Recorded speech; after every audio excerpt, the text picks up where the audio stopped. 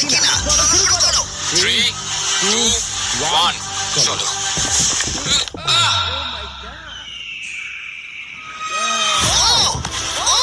দাঁড়াও, ওকে ফিরে আসতে হবে। হ্যাঁ, এসে গেছে, শুধু ধরে থাকো। ও পেরেছে, ও পেরেছে।